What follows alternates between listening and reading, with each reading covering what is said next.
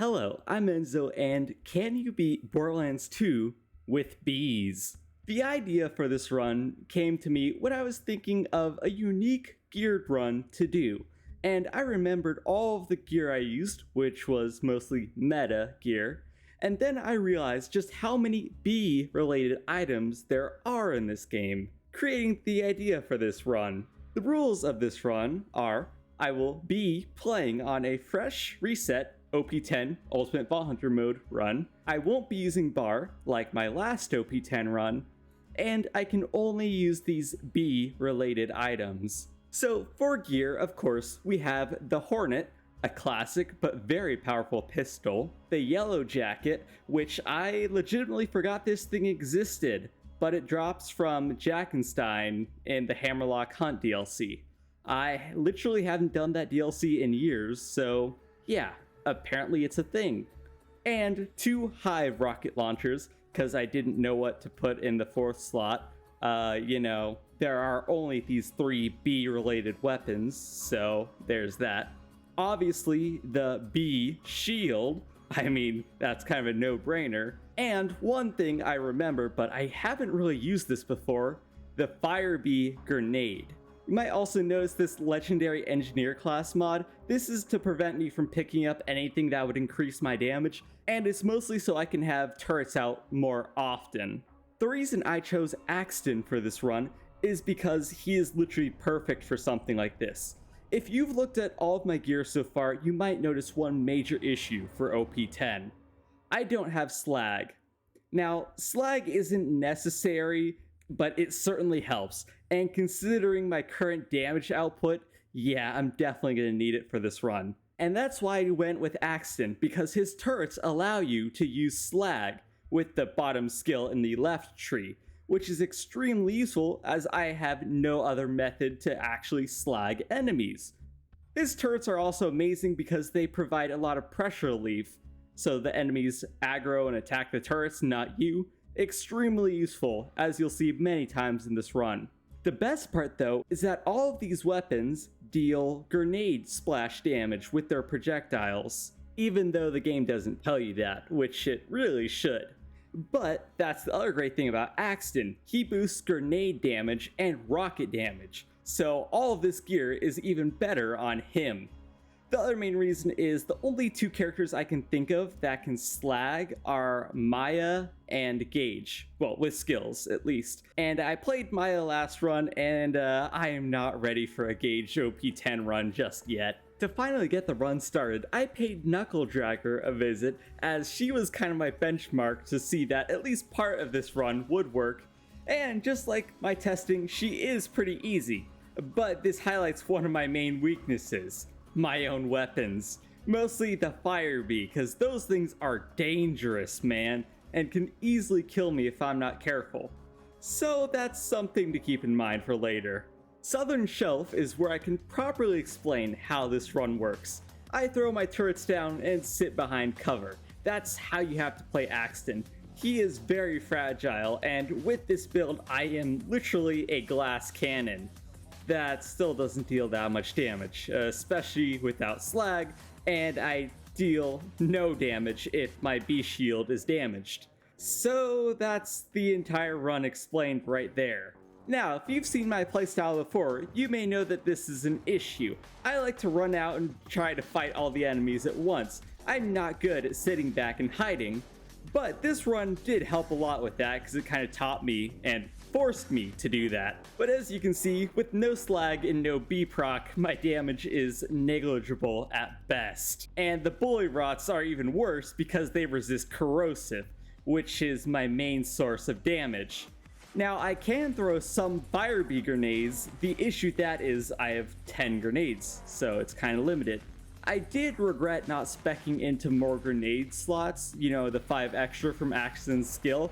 That would have been a really good idea later on. But it is super nice to be able to throw grenades in Fight for Your Life as Axton. That's one of my favorite parts about him, and it's going to be a savior many times throughout the run, just like the Hive.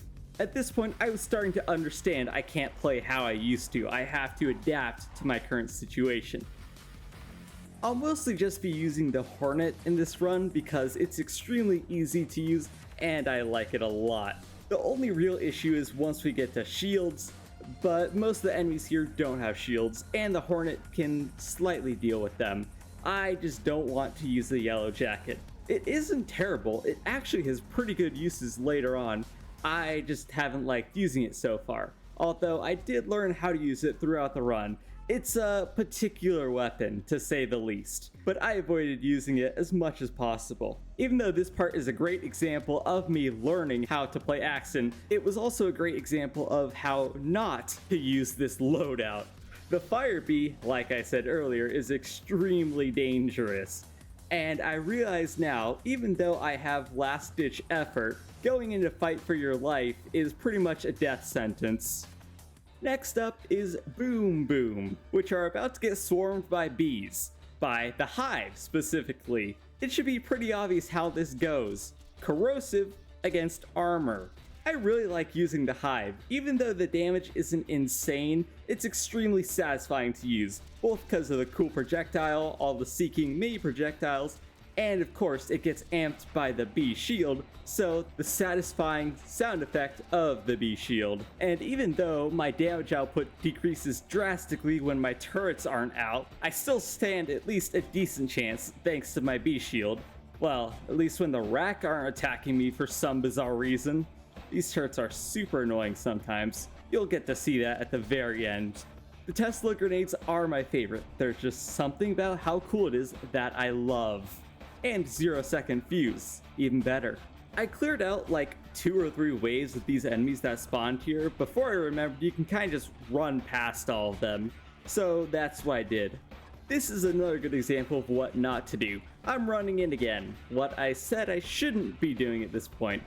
I was trying to use the Yellow Jacket and I thought it worked differently than it actually does. That's just because the projectiles are a bit misleading. I think I'll explain it more when I use it later. Well, when I use it more later, shall I say, as I've been using it a little bit in between Hornet uses, just because the Hornet chews up ammo. But eventually I got too confident and in over my head and just died. Yep, there's the glass cannon effect. I'd say less cannon, more glass. Well, at least now I've learned a little bit more. I won't bother you guys with the rest because it was just slow progression. And it's finally on to Captain Flint. Now, the major issue I've noticed with this fight is the amount of minions he spawns.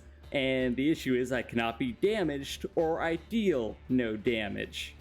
I knew the Fire Bee wasn't an option because the fire would just heal him, so I was thinking I'd have to stick with the Hornet and Hive as they're my best options, but I also need my turrets to slag him first. Now he decided to just go into his invulnerable phase for like ever. Even with the bee shield and slag, my damage still wasn't anything, which was really concerning, especially as he's starting to corner me here. This is really bad. I literally cannot run. If I peek out too far, I'm pretty much going to die. Thankfully, he decided to aggro my turrets, yet his area of effect attack still hits me. But this is great. Now I can finally deal tons of damage, and he's not, well, directly targeting me. Still didn't know that that attack can hit me from that far. Jumping seems to fix it though. And thankfully, I managed to beat him. That wasn't too bad, which is good. It really could have been a whole lot worse. Another example of me running in way too far, in over my head, another death. And as you can see, the Yellow Jacket is very particular in how it works. The projectiles have a very slow speed, so it's extremely difficult to use. Mostly against moving targets. It is good for some stationary targets. Everything else seems to be going pretty much the same as B4, but I realize I have to clear out the enemies before I can continue. I have no other choice. Getting hit by any sort of attack drastically decreases my damage potential. And normally I would clear out all of the extra bandits here, but this time I was just here for the power core and I wanted to get out as quickly as possible. It was a close call, but I managed to get out in the end. Also, fun fact, since I'm not smart enough to create a fresh OP10 character, this is literally a duplicated version of my last OP10 run. So the only upgrades I don't have are the bank. I decided to try my luck and run straight to the Frostburn Canyon entrance, and it worked, only thanks to grit. Which, grit is kind of a 50-50 skill. Either it doesn't work and you're dead, or it works 1,000 times and saves your life. Still, I like those odds. The combat's been pretty much the same as before. The most notable thing here though was this loot homie that was completely unexpected and caught me off guard, especially because I didn't have my turrets. I thought I was dead here, which would have been really embarrassing, but something cool happened. He killed me right as I threw my turret out, which gives me a second wind. I'll explain this right after I kill him, but that was pretty awesome. Another awesome thing is Sledge's shotgun. I forgot it was bandit in this game. It can be elemental. That's cool. Anyways, what happened there? Well, there's a neat little bug, I guess, when you throw Axton's turret out. It only really works with these 2 turrets. So you place your first turret down, then you throw another one. I don't know if it has to be longbow or not, but as long as you pick up your first turret before the next one fully lands, you get your kill skills. And since that counts as a kill, that's why I got revive. I didn't think it would work for something like that though. I learned this from watching LilGasMath666 because he uses it for the speed buff from Onslaught, but I didn't think it'd ever have an actual purpose like that, so that's awesome. People often have the misconception that I'm actually smart and good at Borderlands games, but I'm really not. I know all this time I'm not supposed to run through enemies like this, yet I still tried to. Twice. Even though grit kinda saved me, I couldn't make it to the next save station. So yeah, I just had to do the classic clear out all the enemies first way. The nice thing is that Lilith's combat area was easy, as it always seems to be. And as a bonus, I decided I had an idea for exactly what I would do with the baddie lunatics. Even though I only got one this way, it was still pretty awesome to do. Launching enemies into the void is always fun, and it's kind of become a ritual to do in runs at this point. Naturally, I get Gwen's head without farming for it in a run where I don't want it. Just like Boom Boom, if you couldn't tell. Corrosive against armor, well, that made getting all the vehicle parts relatively easy, though they are still quite dangerous, as I literally got one shot the second I hopped out of my car. Thankfully, the hive exists, and this thing is just beautiful, like I said, and it seems to melt these cars. So that's pretty neat. So I didn't really know how bad Ma was going to go, but I threw my turrets out in front of him and it just appears that he focuses them with melee, which is perfect because that made the fight a whole lot easier. And yeah, I kind of just melted him with the yellow jacket, which, like I said at the beginning, does grenade splash, so I believe it can hit him through his shield too. The ironclad lunatic also just de-aggroed me for some reason here. I've never seen that happen before, but I'll take it. Bloodshot Stronghold started off pretty easy, but I had no clue what I was in for. And I'm now realizing a trend. All of my deaths are because I run in. I know I've said it before, I really should stop doing it, I just don't seem to learn sometimes. Fire dotting myself also was not helpful. And long story short, even though I threw a bunch of grenades, they downed me again, and yeah, just death. Like, what is that health regeneration, by the way? I know I don't have any damage sources like slag or bee shield, but come on, that should be a kill. I have last ditch effort. Does that not do anything? But that's just the beginning of it all. I die again to my own fire bee grenade because I still deal no damage and fight for my life. And even though the bottom of the infamous toilet room was really bad, I didn't know how much worse things were gonna get once I got to the top. The main issue is I'm getting shot at from literally every single angle. And since in Fight for My Life, I don't have as much damage as before, yeah, I had no chance. Surprisingly, I didn't actually die that much, it just took a long time and a lot of sniping with the Hornet. Eventually, I got Mad Mike out, and I knew he was going to be an issue with that rocket launcher, so I wanted to at least get the save point right behind him. He literally one-shots my turrets, which is not a great sign, and since my fire bee is blocking the path, there's not much I can do here. Thankfully, those same grenades managed to save my life, which is very nice, and I finally got to the save point, so at least if I die, I don't have to do all of that again. And I managed to somehow get through the rest of it deathless, which is pretty good. But now onto the ramparts, which corrosive against armor, naturally going to be way easier than corrosive on flesh. It also helps that the bandits and the robots fight each other, so I can snipe them from a decent distance. Still though, it is going to take me a while to get through this entire place. Near the end, I started to realize that I was running out of pistol ammo at a crazy rate. This is because I am maining the Hornet. I had to swap over to the Yellow Jacket and try to figure out how it works.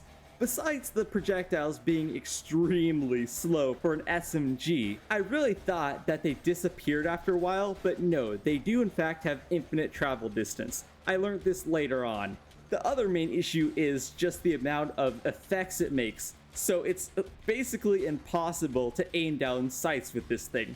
Thankfully, however, it does stabilize as you shoot it, so that's at least one upside to this bizarre weapon. I'm starting to understand why people don't use E-Tech in Ultimate Ball Hunter mode and OP levels.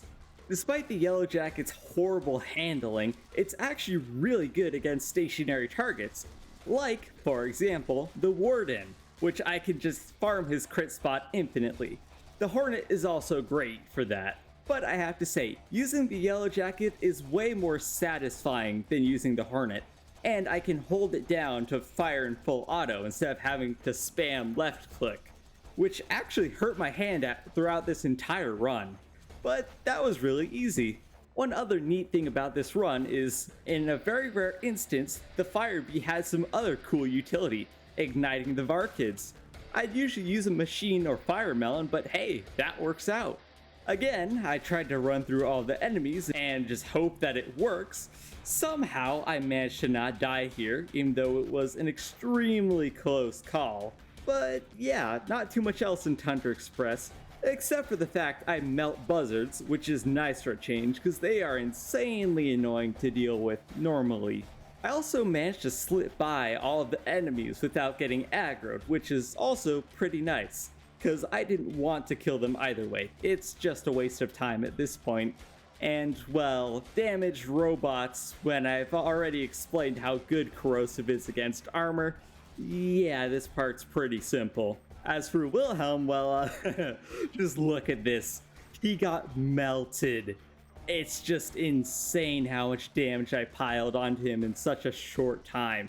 The fire bee grenades, all my corrosive damage, and the fact you can slag him all makes for an extremely easy fight. I've learned in this run to savor all of the victories I can, because it's going to get a whole lot worse later on. Yet again, I ran all the way through the fridge, and somehow I managed to get through it without dying. That was pretty incredible. The strategy was also working well until I got to the bridge. Now, I was really hoping that I could kill the exploder before it blew up the bridge controls, but I think we know my luck. I heavily overestimated my damage output, and I couldn't slag it fast enough, so I had to use the lift of shame over the water. And only now have I realized one major issue with Axton and this loadout. So, a fun fact, and I don't know if it is grenade splash or grenade damage because they're different, but constructors have something like 90% grenade damage resistance. That's a mild issue, considering that's where a good portion of my damage comes from. But constructors aren't bad as long as I can make sure there are no other enemies and I can cancel all of his constructions, because I absolutely need a full shield to be able to do enough damage. But constructors are going to remain a persistent issue throughout this run. This is a normal one, by the way. At this point, I didn't even want to think about how bad the two constructors later on in the game are going to be. The Gluttonous Thresher was pretty difficult as well, but thankfully my turrets managed to slag him, and the fire bee takes care of the rest.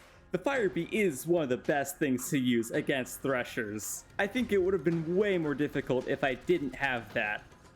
As for the beacon defense, well, the 2 deaths tell the entire story. It was an extremely difficult fight due to the amount of enemies that spawn here, and I think the beacon got broken like 4 times or something.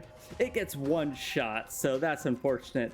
And I cleared out all the enemies before I repaired it, so it's hard to say if it would have gone invincible. Either way, this is just a taste of more combat to come. Once I got to the preserve, I had a feeling there would be a few problems here. First of all is the increased chance of rabid stalkers, which are a major problem. Of course, there's when you have to injure the robots, which is always super annoying to do, but I managed to do it in the end. Even though I know you can just kill off them and the doors will open eventually, that's even more effort. And I haven't even mentioned the pure amount of enemies here. I also found Paimon and Toomba, but they managed to kill me the first time. I managed to kill them a bit later, but they didn't drop anything interesting. Enemy density is another major issue in this place, not to mention the fact that some are elemental, which can be an issue depending on what element they are. I naturally had tons of close calls, but thankfully the Hive helps with that in Fight for Your Life. Fight for Your Life is also pretty bad when using the Hornet because I can't zoom in to get the burst damage, so I just have to spam left click and hope for the best. There's also the loot homies, but unfortunately I didn't get anything good from them in the end. I was really hoping for some sort of cool legendary, but no, I think the only legendary we got in this run was that Sledge's shotgun, which is pretty disappointing now that I think about it. After another death due to trying to run through all the enemies, it's about time for Bloodling. This is one fight I was concerned about for this run because, well, she resists at least one element I do all the time. Fire is really easy because I can't hit her with my grenades in the first place, unless she lands, but yet again, that's not a major issue. I still have corrosive and shock to deal damage with, so her first phase is really easy. I used a hiding spot to avoid the damage from her dive bomb attack, and electricity, or shock, is also pretty easy, because the Hornet is still my main source of damage. It's only once she becomes immune to corrosion is her fight going to be a main issue. This is also, I believe, her longest phase, so it's going to be a little bit difficult. Or that's what I thought, until I finally learned that the Yellow Jacket's projectiles have infinite range, because this is when that finally happened in this run, and I really start to like this weapon.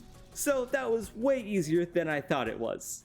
Thousand Cuts is very similar to early game, where it's just going to be slow progress, and since all the enemies have guns, I can't get hit, so yeah, I just have to sit back far behind cover and my turrets if I want to do any sort of damage. Brick's initiation is another issue because of all the enemies, and they force you to fight in a small arena. Thankfully, I enlisted the help of a few Goliaths, even though they sometimes targeted me over the other enemies, but overall I somehow survived it all, so it wasn't that bad. The only issue was, funnily enough, at the end when I was shooting some of the enemies up top, and I got the Goliaths raging up there, so they were fighting enemies that I couldn't really hit. I managed to finish them with the Yellow Jacket, but it just took a little while. I tried to kill the Sarcastic Slab with my last shot of the Hive, but without Slag, yeah, it did like no damage. I don't understand how. Is it really that bad without Slag, even with the Bee Shield buff?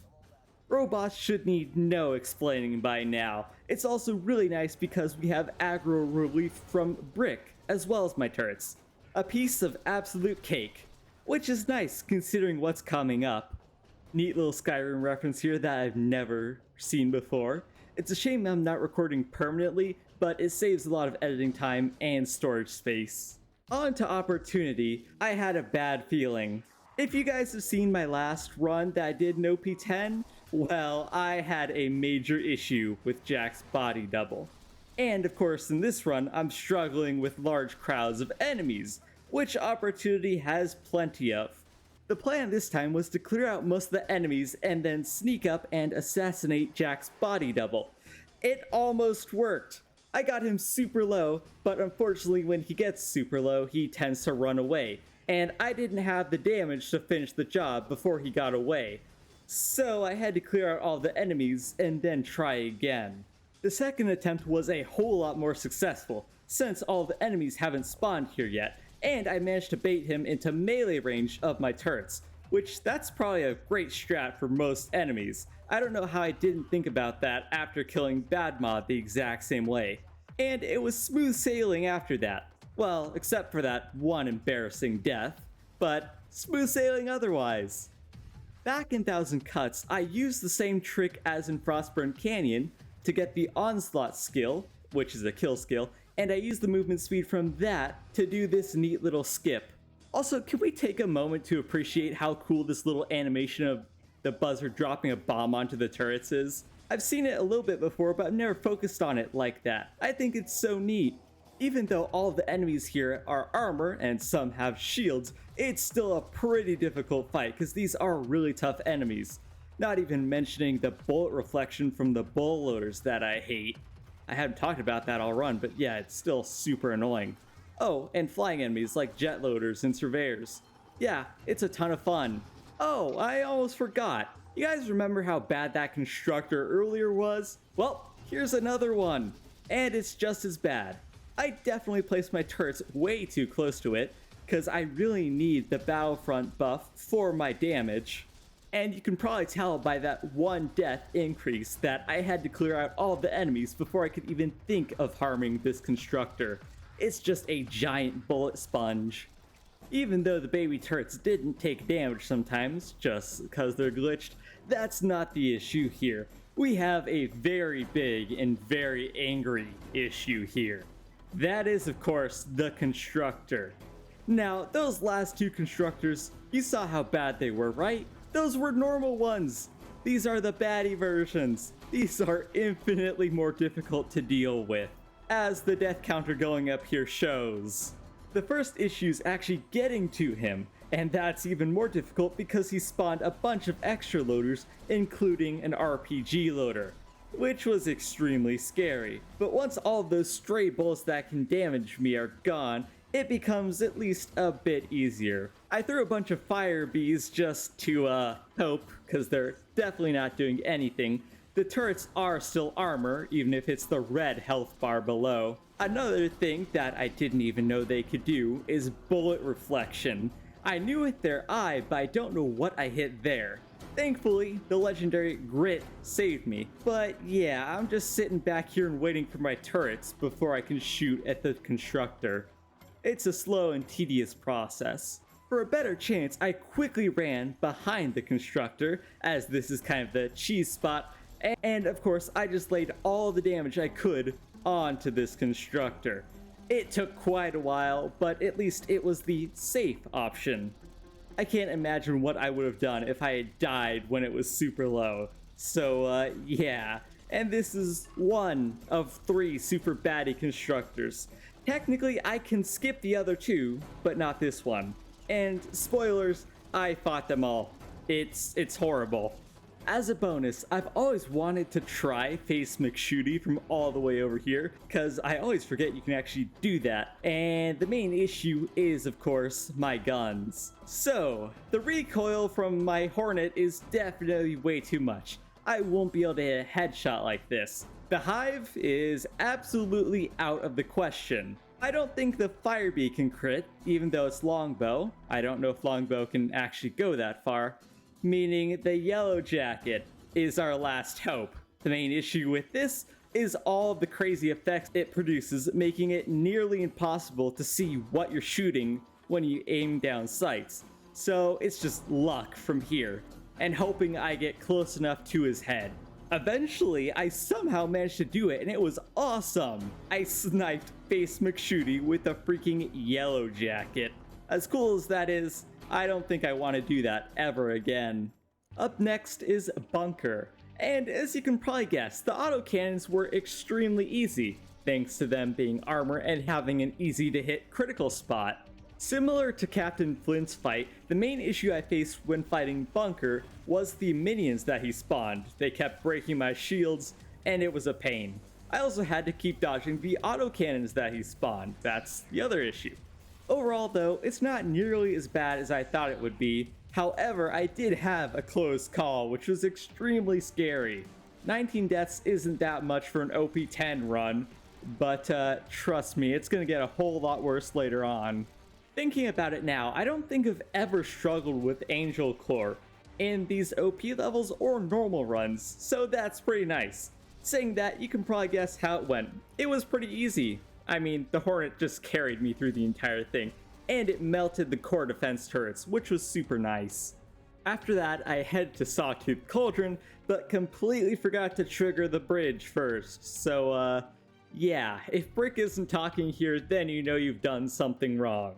If you've been paying attention to the video so far, you might be able to figure out what the major issue with Sawtooth Cauldron is. And that is, of course, the insane enemy density of this place. And even though it has a ton of cover, there are still enemies around every corner. So basically, it's going to be a very bad time for me. Unlike Angel Core, I seem to struggle with Sawtooth Cauldron in every run. So I made a break immediately to get to the save point in the little corner there. The issue is, that means I can be easily spawn camped, which is pretty much what happens. To save quite a bit of time on this video, here's just a montage of every single death here. It was a painful experience. Sawtooth Cauldron is never a good time, especially when you try to run through it. It was annoying, but I guess I've finally learned my lesson for good. I have to clear out all the enemies before I can continue.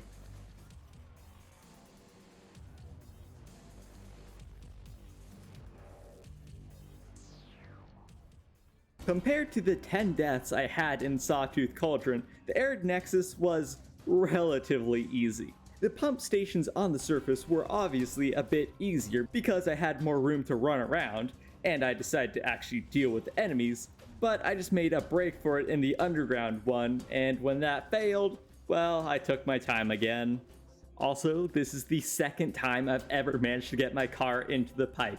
It's a shame I wasn't recording it when it happened, but there's obvious proof. It's pretty cool though. Alright, two things. One, because I didn't want to deal with the loaders, I decided to try and grenade jump around. And I eventually got it right. You might also notice that my health is way more than it should be. Well, I accidentally equipped one of the relics from earlier when I was swapping out my grenades, and I didn't realize that. Thankfully, all it does is shotgun damage and health. And the health doesn't even matter because I still get 2-shot anyways. And shotguns, well, yeah, I don't really have any of those. But we're now on to fighting Saturn. And, I deal a whole lot less damage than I really thought to him. I thought he was going to be a piece of cake, but not really. Naturally, I had to go and hide in the coward corner to be able to survive him. Even though, yes, it is possible to fight past him. I mean, I kind of just have to kill him. It's just one of the things you do in a playthrough. The craziest part of the entire fight was the fact that I nearly ran out of ammo right at the end when fighting him. I had to use up all of my grenades, everything, just to barely kill him, which was crazy. Bees are not good against giant metal robot. Good to know for the future. Do you guys remember our friend, the baddie constructor from earlier? Well, there's another one. The second of 3 I'll be fighting in this run. We all know where the last one is, but this one is still pretty bad. Just like the other one, it's a giant bullet sponge because our guns deal pretty much no damage to it. There's not much else to say here because I could just hide behind cover, and I shot the nukes out of the sky, and it was, well, definitely not smooth sailing, but hey, at least I got the data before I died, so I'll take that. The Iridium Blight door defense is nothing special. Nothing can really beat the time I thought locked that surveyor and made it heal me. That was pretty awesome. Just some robot enemies, which we've already established are really easy, plenty of range and cover to hide behind. Pretty simple overall. Hero's Pass is moderately difficult in my opinion. It is very nice once you get Brick because he removes a lot of the aggro so I can just sit back and shoot all the enemies, but it definitely has its own issues. Another super cool thing here is there are 3 toilets that you can discover here, and that's another little mini challenge, which I never even knew existed. I knew about the digging machines that you could disable, that's the environmental protection challenge, but I didn't know about these. And I've done how many dozens of runs of this game? So yeah, that is the best thing about doing Borderlands runs though. You discover something new every time. Overall, it wasn't too bad. Until our old buddy, the baddie constructor. I died quite a few times to this thing, and one was a really stupid death because I almost had him all the way down. I hadn't cleared out all of the enemies and they got the drop on me. After camping under this excavator, I finally got him. I'm not sure why I tried this skip. I think it's definitely possible with a grenade jump as well, but I definitely didn't have enough movement speed to get all the way there, so unlucky death. In my last OP10 run, I was playing as Maya and using meta gear, and that really spoiled me because I had no clue what I was in for with the Handsome Jack and the Warrior this time around. As you can see, I went down almost instantly, which is not usually a good sign. But I thought it was alright, I'm still doing pretty decently. And this first attempt was going really good. It's just Handsome Jack managed to overwhelm me with the loaders that he spawned. And long fight short, I died. Handsome Jack's damage isn't even his main issue. It's obviously all of the enemies that are harassing me at the same time, and I'm used to being 2 or 3 shot at this point. That's not the biggest issue. It's his health regeneration. Because I have a limited number of grenades, and corrosive is decent against flesh but not the best, he just regenerates all the damage I'm dealing to him. And then he spawns his surveyors that I have to destroy before I can hurt him further. And it took me a super long time, but once he got back near his console, that made the fight quite a bit easier. I think under that little bridge was not the best spot to be fighting him in. I thought the Handsome Jack fight was bad, but I was not ready for the Warrior. It was going completely normally, until, yeah, he put the stinky on me. I didn't even know that was possible. That is potentially the worst sign you can ever see in a fight in this game. His fire breath is another major issue because apparently can just one-shot me. Great! Another thing that can kill me. Oh, and the even better thing, it can just go through terrain casually. Yeah, this is not going very well. This attempt where I hid pretty much next to the exit to the Iridium Blight, it was going extremely well. Until a Chrysalis decided to help out the Warrior and got me killed eventually. I hate Chrysalis normally, but now I have another reason to hate them very much. So unfortunately, I had to go hide in the cheese spot, all the way at the end of this map. I was dealing decent damage to the Warrior, well, decent as far as OP10 without slag goes. My turrets slag him occasionally, but they're pretty stupid and decide to shoot racks half the time. So overall, I think it's possible, but you just have to hide, which is what I did in the end. Pretty unfortunate, but I guess this is OP10, the hardest difficulty in Borderlands 2. Overall, I enjoyed this run quite a bit. It was extremely interesting to use this specific set of weapons. Well, it is a geared run. And that's what I am interested in doing occasionally in Borderlands 2. Obviously, this geared run had tons of options, and future ones definitely won't. Runs where it's just like one gun, no class mods, stuff like that. But it was super interesting, and it's easing me into OP10 a bit more, as I thought I'd never be able to beat anything like this, but now it's not as bad as I used to think. Anyways, thank you all for watching. I really appreciate it. And I hope you enjoyed the video. Also, special thank you to all of my channel members. And this is going to be Enzo from LookIntoGaming, signing out.